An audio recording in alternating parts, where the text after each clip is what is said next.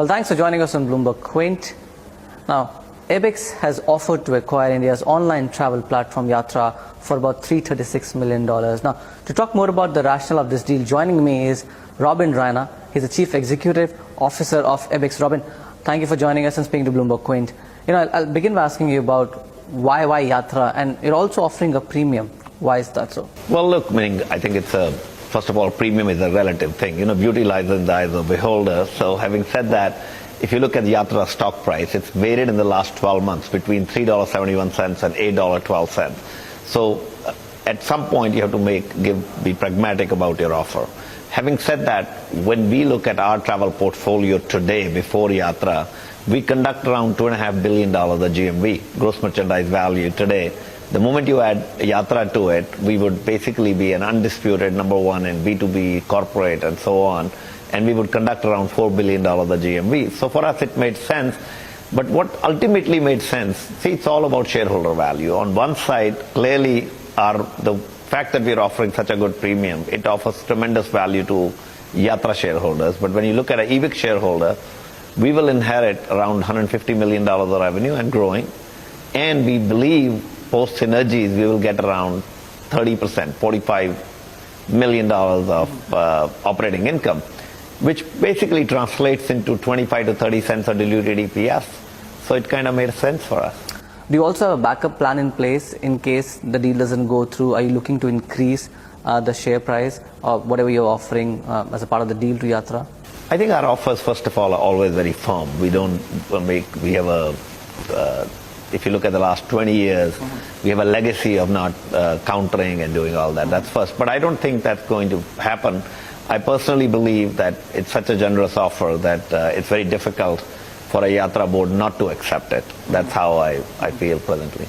How do you aim to turn around Yatra ship? Now, Yatra has reported a profit for the quarter, but it is yet to report full year profit. Now, how do you aim to turn around the ship, and what plans do you have for Yatra? So I'll tell you, first of all, let's take a step back. And I bought companies in distress, and Yatra is not in distress by any means. I bought 13 companies in distress and converted them into 35% operating income margin companies. And that's a history that I'm fairly proud of. So when I look at Yatra is not in distress. Yatra's management has done all the right things. They have reduced their costs. They have tried to increase their revenues.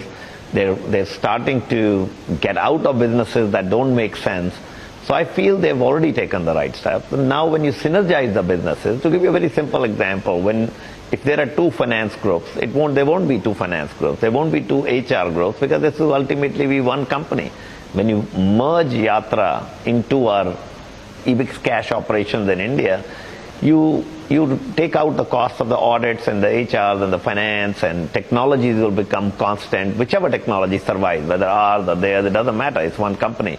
At the end of the day, you synergize and you have common call centers and those kind of things. And the consumer gets tremendous value at the end of the day.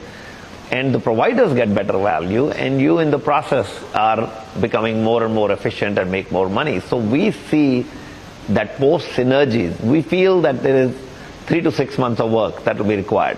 And we have a plan that we would want to execute. And we believe we can convert Yatra into a 30% operating margin company. And what about the competition? The online travel market still dominated by Make My Trip, which has the largest market share. Give me a sense of how do you think the competition will play out, and how do you position Yatra?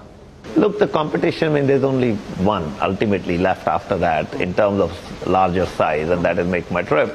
But when you consider Make My Trip, I think they're in different. I like to believe that they are playing a different ball game by their own rules. I don't want to play the game by their rules or in that manner.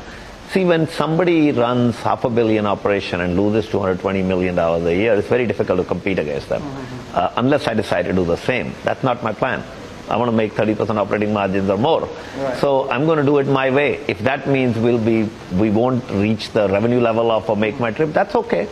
I don't have a problem. I don't want my company to be larger than the next company just for the sake of it. I want it to be backed by cash. I want it to be backed with operating income. So Make My Trip has done a great job in certain ways, but they're a B2C player. Whereas Ebix prime focus always has been B2B, corporates. Why? Because look, the challenge with B2C always is you need to throw a lot of money. What you do is, what Ebix strategy is, we first build up our B2B. When you build up a very strong B2B, you're going to get recurring revenue. That revenue continues to happen. Operating income continues to happen. Now you can experiment on B2C side. You can use the money you earn out of B2B. You can play more, but you can do it very intelligently rather than going haywire, because you're not dependent on B2C. Whereas companies which are only do B2C are heavily dependent. So they want to give away money. I always give this example that if I want to stand outside Ebix office and I start handing over 1,000 rupees to anybody who passes by and say, become my client, I'll give you 1,000 rupees. What do you think? Almost everybody will accept that 1,000 and become my client. But will that be a recurring client? I got them as a client by paying 1,000 rupees. I don't think I earned anything in the process. And how do I convert that customer into a recurring client? That guy is used now to getting 1,000 rupees. Every time, the day I stop giving him him or her 1,000 rupees, he may or may not be my client. It might bring valuation to the company in the short term, because sometimes private equity, today unfortunately in India, some of the private equity has valued companies with this paradigm happening. I don't think when I run Ebix, I can't just cater to private equity. That's not how you build fundamentally strong companies. You build fundamentally strong companies who produce cash, that have recurring revenues. You don't think about valuation. Valuation should be a byproduct of it, right? So you're talking to somebody who takes his salary in stock, who hasn't sold his stock. I own stock since 31 cents to 50 cents in the Ebix. And I don't sell my stock I've been here for 2 decades now and I haven't been selling my stock. So why? Because I have fundamental faith in my company. If I start giving away money for the sake of valuation, I might think I'm getting richer as a shareholder, but are those riches going to last? The only way things can last you is if you build fundamentally strong things which you have to create a cash machine that just creates cash every day. And that's my focus. So I don't want to be competing for the sake of competing. Also, are you looking to inject fresh capital? You mentioned that you're looking to scale up operation as well, and Yatra has, trimmed down operation as well. Are you looking to inject some capital to scale up operations and to also, given that the market is highly competitive? So look, meaning any business needs working capital. So of course we'll fund it a working capital, but part of our offer is that they're going to leave $25 million of cash in the business, but we'll also inject capital. It's a capital intensive business. All the travel businesses are capital intensive. So you have to fund all the GMV that when you buy a ticket for example, from an airline, you have to fund that, and then you have to collect the money in 15 days or whatever. So that's part of the business model we have.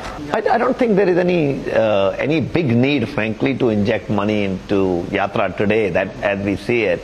Simply because Yatra, the money is not their present issue. Right. Their present issue was that there's a number, they do a lot of hotel subsidies, which actually cost them losses. On the other side, if you look at their B2B businesses, they're very strong. They're doing very well in their B2B corporate businesses. It's just that on the B2C side, they were competing with other players and they decided to do what the others did, which is to subsidize. The moment you stop that subsidy, meaning the company is actually doing very well. Right. So I don't think there is a dire distress need in Yatra at all. You're talking about a company with a very strong brand equity, and that's part of the reason why we made this offer.